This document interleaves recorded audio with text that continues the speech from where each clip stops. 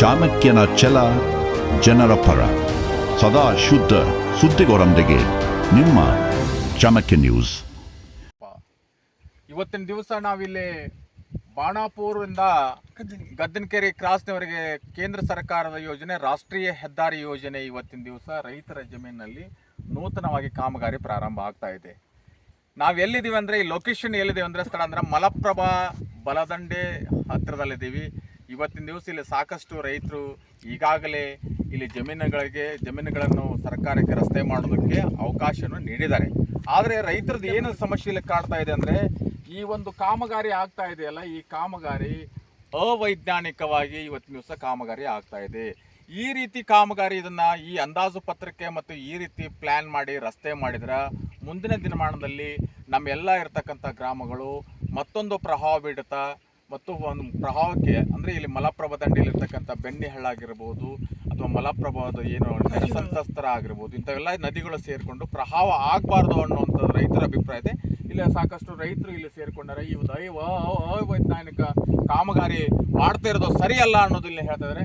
ಇಲ್ಲಿ ನಮ್ಮ ಜೊತೆ ಗಂಗಲ್ ಸರ್ ಇದ್ದಾರೆ. ಈ ಗಂಗಲ್ ಸರು ಈ ಒಂದು ಕ್ಷೇತ್ರ ಜಲಾಯನ ಇಲಾಖೆಯಲ್ಲಿ ಸಕ್ರಿಯವಾಗಿ ಸಾಕಷ್ಟು 20-25-30 ವರ್ಷಗಳ ಈ ಸೇವೆಯನ್ನು ಮಾಡಿದವರು. ಅವರು ಈ ವಿಷಯದ ಕುರಿತು ಮಾತಾಡ್ತಾರೆ. ಅವ್ರು ಏನು ಮಾತಾಡ್ತಾರೆ ಅನ್ನೋದು ನೋಡೋಣ. ಇದು ನಮಗೆ ಗೊತ್ತಾಗಿದ್ದೇನಪ್ಪ ಅಂದ್ರೆ 2023 ಡಿಸೆಂಬರ್ ತಿಂಗಳೊಳಗೆ ನಿಮ್ಮ ಭೂಮಿ ನಾವು ರಸ್ತೆ ಹೆದ್ದಾರಿ ಸಲುವಾಗಿ ತೊಗೊಂತೀವಿ ಅಂದ್ಕೊಂಡು ಪತ್ರಿಕೆ ಮುಖಾಂತರ ನೋಡಿದಾಗ ನಮ್ಗೆ ಗೊತ್ತಾಗಿದ್ದು. ಅದು ಇದು ಏನಪ್ಪ ಅಂದ್ರೆ ಯಾವ ರೈತರಿಗೂ ಮುಂಚಿತವಾಗಿ ನಿಮ್ಮ ಭೂಮಿ ತೊಗೊತೀವಿ ಅಂತ ಕಟ್ಟಾಗಲಿ ಅಥವಾ ಗ್ರಾಮ ಸಭೆ ಮುಖಾಂತರ ಜನಸಂಪರ್ಕ ಸಭೆ ಮುಖಾಂತರ ಯಾರಿಗೂ ತಿಳಿಸಿರಲಿಲ್ಲ. ಜನರಿಗೆ ಅದ್ರ ಬಗ್ಗೆ ಅವೇರ್ನೆಸ್ಸು ಇರಲಿಲ್ಲ. 2024 ನಾವು ಭೂ ಸ್ವಾಧೀನ ಅಧಿಕಾರಿ ಜೊತೆ ಇದ್ರ ಸಲುವಾಗಿ ಕೂಲಂಕಷವಾಗಿ ಚರ್ಚೆ ಮಾಡಲಾಗಿ ಅವ್ರು ಏನು ಮಾಡಿದ್ರಪ್ಪ ಅಂದ್ರೆ ಕಾಟಾಚಾರಕ್ಕಾಗಿ ಮಾತ್ರ ಬಂದು ಅದು ಸಾಯಂಕಾಲ ಎಲ್ಲ ರೈತರು ತಮ್ಮ ಮನೆಗೆ ಹೋದ ಮೇಲೆ ನಿಮಿತ್ತಕ್ಕೆ ಬಂದು ನಿಮ್ಮ ಹೊಲ ಹಂಗಾಗೈತಿ ಹಿಂಗಾಗೈತೆ ಅಂದ್ಕೊಂಡು ಇಷ್ಟ ಇದ್ರ ಹೊರತಾಗಿ ಅವರೇನು ಸಮೀಕ್ಷೆ ಮಾಡಲಿಲ್ಲ.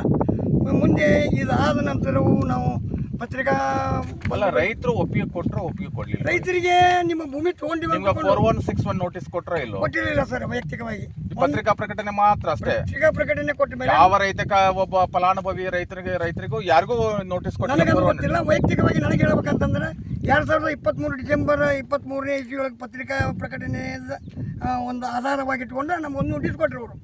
ನಾವು ಅದಕ್ಕೆ ಅವಾಯ್ಡ್ ಮಾಡೋಕ್ಕೆ ಅವಕಾಶ ಇರಲೇ ಇಲ್ಲ. ಯಾಕಪ್ಪ ಅಂತಂದ್ರೆ ಈಗ ಕೇಂದ್ರ ಸರ್ಕಾರ ಒಂದು ಕಾನೂನು ಆ ಥರ ಆಗಿದ್ದು ನಮಗೂ ಗೊತ್ತೇ ಇದೆ. ಇಲಾಖೆಯೊಳಗೆ ನಾವು ಸೇವೆ ಸಲ್ಲಿಸಿದಾಗ ಅದಕ್ಕೆ ನಾವು ಏನೂ ಮಾಡಲಿಲ್ಲ.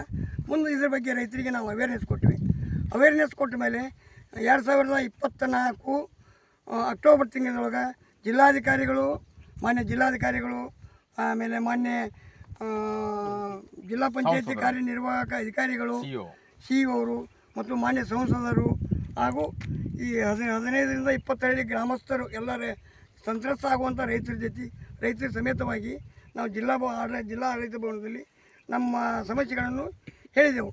ಆವಾಗ ಅವ್ರು ಏನು ಹೇಳಿದ್ರಪ್ಪ ಅಂದರೆ ನಮಗೊಂದು ಆಶ್ವಾಸನೆ ಏನು ಕೊಟ್ಟಿರಂಥದ್ದು. ನಮ್ಮ ಬೇಡಿಕೆ ಏನಿದೆ, ಮುಖ್ಯವಾದ ಬೇಡಿಕೆ ಅಂದ್ರೆ ರಸ್ತೆ ಮಾಡೋಕ್ಕೆ ನಮ್ಮದೇನೋ ತೊಂದರೆ ಇಲ್ಲ, ಬಟ್ ಈ ರಸ್ತೆ ಮಾಡೋದ್ರಿಂದ ಆಗುವಂಥ ತೊಂದರೆಗಳನ್ನು ಅವರಿಗೆ ಸವಿಸ್ತಾರವಾಗಿ ಹೇಳಿದ್ವಿ. ಯಾವ ರೀತಿ ನಿಮ್ಗೆ ಈಗ ರಸ್ತೆ ಆಗಬೇಕು, ಏನು ಎಫೆಕ್ಟ್ ನಮ್ದು ಏನಪ್ಪ ಅಂದರೆ ಹಿರೇನಸಿಬಿಯಿಂದ ಶಿವಮಂದಿರ ರಸ್ತೆವರೆಗೂ ಕಾಲಂ ಮುಖಾಂತರ ಈ ರಸ್ತೆ ಆಯ್ತಂದ್ರೆ ಯಾವ ರೈತರಿಗೂ ತೊಂದರೆ ಆಗುತ್ತೆ. ಬಟ್ ಈ ರಸ್ತೆ ಮುಖಾಂತರ ಆಗುವಂಥ ತೊಂದರೆಗಿಂತ ಕಡಿಮೆ ಆಗುತ್ತೆ, ಅಂದ್ರೆ ಪ್ರವಾಹ ಆಗುತ್ತೆ. ಅಂದ್ರೆ ಯಾವ ರೀತಿ ಮಲಪ್ರಭಾ ನದಿಯಿಂದ ನಿಮ್ಗೆ ಎಫೆಕ್ಟ್ ಆಗುತ್ತೆ ಅಂತ ಹೇಳ್ತೀರಿ? 1987ರಿಂದ ಈ ಮಲಪ್ರಭಾ ನದಿ ಬಂದಾಗ ನಾನು ಸರ್ಕಾರಿ ಸೇವೆಯಲ್ಲಿರುವಾಗ ಸಮೀಕ್ಷೆಗೆ ಹೋಗಿದ್ದೆ. ನಾನು ಹೋದಾಗ 2087ನೇ ಇಸ್ವಿಯಿಂದನೂ ಸುಮಾರಾಗಿ ನಮ್ಮ ಬದಾಮಿ ತಾಲೂಕಿನಿಂದ ಸರಿಸುಮಾರು 23ರಿಂದ 24 ಹಳ್ಳಿನೂ ಈ ಮಲಪ್ರಭಾ ನದಿಗೆ ತುತ್ತಾಗ್ತಿದ್ವು. ಈ ಏನು ಅಕಸ್ಮಾತಾಗಿ ಈ ಅರ್ಥವರ್ಕ್ ಮುಖಾಂತರ ಏನೋ ರಸ್ತೆ ಕಾಮಗಾರಿ ನಡೀತಂದ್ರೆ 23 ಹಳ್ಳಿ ಅಲ್ಲದೆ ರಾಮದುರ್ಗ ತಾಲೂಕು ಮತ್ತು ನರಗುಂದ ತಾಲೂಕು ಆಮೇಲೆ ಹುನಗುಂದ ತಾಲೂಕು ಹಳ್ಳಿಗಳು ಸಹಿತ ಈ ಪ್ರವಾಹಕ್ಕೆ ತುತ್ತಾಕತ್ತೆ ಅಂದ್ಕೊಂಡು ನನ್ನ ವೈಯಕ್ತಿಕ ಮತ್ತು ವೈಜ್ಞಾನಿಕವಾಗಿ ನಾ ಹೇಳ್ಬೋದು. ಅದು ಬೇರೆ. ಈಗ ಏನು ಯೋಜನೆ ಹಾಣಾಪುರದಿಂದ ಗದ್ದನಕೆರೆ ಕ್ರಾಸ್ವರೆಗೆ ಏನೋ ಒಂದು ರಾಷ್ಟ್ರೀಯ ಹೆದ್ದಾರಿ ನಡೀತಾ ಇದೆಯಲ್ಲ, ನಿಮ್ಮ ನಸಿಬಿ ಗ್ರಾಮದಿಂದ ಹಿಡ್ಕೊಂಡು ನಾಗರಾಳಿ ಎಸ್ ಪಿ ಒಳಗೆ ಇಲ್ಲಿ ಏನು ಕಾಮಗಾರಿ ಆಗ್ತದಲ್ಲ, ಇವ್ರು ಮಾಡ್ತಕ್ಕಂತ ಏನ್ ಪ್ರಾಜೆಕ್ಟ್ ಇದೆಯಲ್ಲ, ಈ ಪ್ರಾಜೆಕ್ಟ್ ಈಗ ಅವರು ಫ್ಲೈಓವರ್ ಮಾಡ್ತಾ ಇಲ್ಲ. ಫ್ಲೈಓವರ್ ವಿದೌಟ್ ಫ್ಲೈಓವರ್ ಇಲ್ದಾನೆ ಇವತ್ತಿನ ಪ್ಲೇನ್ ರೋಡ್ ಮಾಡ್ತಾ ಇದ್ದಾರೆ. ಪ್ಲೇನ್ ರೋಡ್ ಮಾಡೋದ್ರಿಂದ ಈ ಸುತ್ತಮುತ್ತ ಹಳ್ಳಿಗಾಗ್ಲಿ, ಬನಶಂಕರಿ ಟೆಂಪಲ್ಗೆ ಆಗ್ಲಿ ಅಥವಾ ಸುತ್ತಮುತ್ತ ಚೊಳಚಗುಡ ಗ್ರಾಮಕ್ಕೆ ಈ ಪ್ರಭಾವ ಸಂಭವಿಸಬಹುದಾ?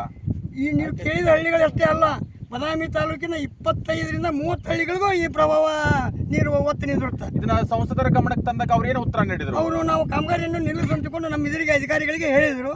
ಬಟ್ ನಾವು ಇರಲಾರ್ದಾಗ ಈ ಅಮಾಯಕ ರೈತರಿಗೆ ಇದ್ರ ಬಗ್ಗೆ ಏನೂ ಗೊತ್ತಿರೋದಿಲ್ಲ. ಅವರೊಳಗೆ ನೀವು ದುಡ್ಡು ತೊಗೊಂಡ್ರಿ ಅಂದ್ಕೊಂಡು ಅಥವಾ ಹೆದರ್ತಾರೋ ಬೆದರ್ತಾರೋ ಗೊತ್ತಿಲ್ಲ. ನನ್ನ ಹೊಲದಾಗೂ ಹಿಂಗೆ ಬಂದರು. ಬಟ್ ನಾನು ಮಾಧ್ಯಮ ಮುಖಾಂತರ ನನ್ನ ಹೊಲದಲ್ಲಿ ಕೆಲಸ ಒಟ್ಟಾರೆ ಅವೈಜ್ಞಾನಿಕ ಆಗೋದ್ರಿಂದ ಮುಂದಿನ ತಲೆಮಾರಿನ ಪೀಳಿಗೆಗೆ ಪ್ರವಾಹಕ ಪೀಡಿತ ಆಗುವಂತ ಸಂಭವದ ನಿಮ್ಮ ಭಯಂಕರವಾಗಿ ಕಡದ ಆತಂಕದ ಒಂದು ನೋವು ನಿಮ್ಮಲ್ಲಿ ರೈತರಿಗೆ ಕಾಡ್ತಾ ಇದೆ. 100ಕ್ಕೆ 200 ಸತ್ಯ. ಇದರಲ್ಲಿ ಏನೂ ಅಭ್ಯಂತರ ಇದು ಇಲ್ಲ. ನೀವು ಕೇಳ್ತಾ ಪ್ರಶ್ನೆ 100ಕ್ಕೆ 200 ಭಾಗ ಸತ್ಯ. Thank you. ಮತ್ತೇನು ಹೇಳಕ್ಕೆ ಇಷ್ಟಪಡ್ತೀರಿ ಈ ಒಂದು ಕಾಮಗಾರಿ ವಿರುದ್ಧ? ನಮ್ಮ ಕಾಮಗಾರಿ ಮಾಡಲಿಕ್ಕೆ ವಿರೋಧಿಲ್ಲ. ಫ್ಲೈಓವರ್ ನಚಿವಿಯಿಂದ ಹಿಡಿದು ಶಿವಮಂದಿರ ಕೂಡು ಅಲ್ಲಿವರೆಗೂ ಫ್ಲೈಓವರ್ ಅಂತ. ನೀವು ಸ್ಥಳೀಯ ಶಾಸಕರನ್ನ ಏನಾದ್ರು ಭೇಟಿ ಮಾಡಿದಿರಾ? ಕೊಟ್ಟಿದ್ದೀರಾ? ಇಲ್ಲ, ಕೊಟ್ಟಿಲ್ಲ ಸರ್.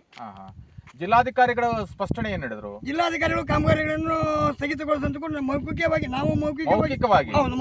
ಆದ್ರೂ ಇಲ್ಲ, ನೀವು ಕೆಲಸ ನಿಂತಿಲ್ಲ. ಆಮೇಲೆ ಇಲ್ಲಿ ಕೆಲಸ ಯಾವ ರೀತಿ ನಡೆಯಕಂತ? ಕೆಲಸ ಕಾಮಗಾರಿ ಅಂದಾಜು ಪತ್ರಿಕೆ ಯಾರ ರೈತರಿಗೂ ತೋರಿಸಿಲ್ಲ. ಅಲ್ಲ, ತೋರ್ಸೋದ್ ಬೇಡ. ಕೆಲಸ ನೀವು ವೈಜ್ಞಾನಿಕ ಏನಪ್ಪಾ ಅಂತಂದ್ರೆ, ಇದು ಎರೆಮಣ್ಣಿನಿಂದ ಡಿಗ್ಗಿಂಗ್ ಮಾಡಿ ಅಲ್ಲಿ ಬೋಡಸ್ ತುಂಬಿ ಆಮೇಲೆ ಅದ್ರ ಮೇಲೆ ಗರ್ಸ್ ಹಾಕಿ ಅವು ಏನಂತ ರೂಲರ್ ಆಡಿಸಿ ಆಮೇಲೆ ಅವ್ರು ಹತ್ತೋರ್ಕ್ ಮಾಡಿದ್ರೆ ಏನು ತೊಂದರೆ ಆಗೋದಿಲ್ಲ. ಬಟ್ ಹಿಂಗೆ ಇವ್ರು ಕರೆ ಮಣ್ಣಿನ ಮೇಲೆ ಹಿಂಗೆ ಹತ್ತೋರ್ಕ್ ಮಾಡ್ಕೊಂತ ಹೋದ್ರೆ ಅಂದ್ರೆ ಇದು ಭೂ ಕುಸಿತ ಆಗುತ್ತೆ. ಖಂಡಿತವಾಗಿ ನಿಮ್ ಕಣ್ಣಿಗೆ ಕಳಪೆ ಕಾಮಗಾರಿ ಅಂತ ಕಳಪೆ ಕಾಮಗಾರಿ. ಆಮೇಲೆ ಇಲ್ಲಿ ಕ್ಯೂರಿಂಗ್ ಮಾಡಕತ್ತಾರ. ಈಗ ಅವರು ಸೈಡ್ ಏನಪ್ಪಾ ಅಂತಂದ್ರೆ ಒಂದು ಹೊಂಡ್ ಮಾಡಿ ನೀರು ಕಟ್ಟಬೇಕು. ಇದು ಒಂದು ಬರೀ ಒಂದು ನಾವು ರೈತರ ಹೊಲದಲ್ಲಿ ಒಂದು ಏನಾದ್ರು ಚೀಟಿ ಮಾಡಿದ್ವಿ ಅಂತಂದ್ರೆ ಆ ಥರ ಮಾಡ್ತೀವಿ. ಮತ್ತು ಇಂಥ ದೊಡ್ಡ ಕಾಮಗಾರಿಗೆ ಇವರು ಆ ಥರ ಒಂದು ಏನೂ ಇರಲಾರ್ದ ಮಾಡ್ತಾರಂದ್ರೆ ಇದು ಯಾವ ಕಾಲಕ್ಕೂ ನಿಲ್ಲೋದಿಲ್ಲ. ನೋಡಿದ್ರೆ ರೈತರೇ, ಇಲ್ಲಿ ಆಗ್ತಕ್ಕಂಥ ಆರೋಪ ಇಷ್ಟೇ. ಅದನ್ನು ಸಕ್ರಿಯವಾಗಿ ರೈತರು ಗಂಗಲ್ ಸರ್ ಅವರು ಭಾಳಷ್ಟು ಈ ಒಂದು ಸಾರ್ವಜನಿಕರ ಪರವಾಗಿ, ಸುತ್ತಮುತ್ತ ಹಳ್ಳಿನ ರೈತರ ಪರವಾಗಿ ಇಲ್ಲಿ ಒಂದು ಅವೈಜ್ಞಾನಿಕ ಕಾಮಗಾರಿ ನಡೀತಾ ಇದೆ ಇಲ್ಲಿ ಮತ್ತು ಕಳಪೆ ಕಾಮಗಾರಿ ನಡೀತಾ ಇದೆ, ಜಿಲ್ಲಾಧಿಕಾರಿಗಳಾಗಲಿ ಅಥವಾ ಜನಪ್ರತಿನಿಧಿಗಳು ಆಟಕ್ಕುಂಟು ಲೆಕ್ಕಕ್ಕಿಲ್ಲ ಅನ್ನೋದನ್ನ ಹಾರಿಕೆ ಉತ್ತರವನ್ನು ಕೊಡ್ತಾರೆ. ಆದರೆ ಅದು ಯಾವುದಕ್ಕೂ ಬೆಲೆ ಕೊಡಲಾರ್ದಂಥ ಯಥಾಸ್ಥಿತಿ ಇಲ್ಲಿ ಕಾಮಗಾರಿ ನಡೆದಿದೆ ಅನ್ನೋದ್ರ ವಿರೋಧನೆ ಇದೆ. ತತ್ಕ್ಷಣವಾಗಿ ಕಾಮಗಾರಿನ ಸ್ಥಗಿತಗೊಳಿಸಿ ರೈತರಿಗೆ ನ್ಯಾಯ ಸಿಗಲೆಂದು ಆಗ್ರಹ ಮಾಡಿದಂಥ ರೈತರಿಗೆ ವಾಹಿನಿ ಪ್ರಕಾರ ನಮಸ್ಕಾರ.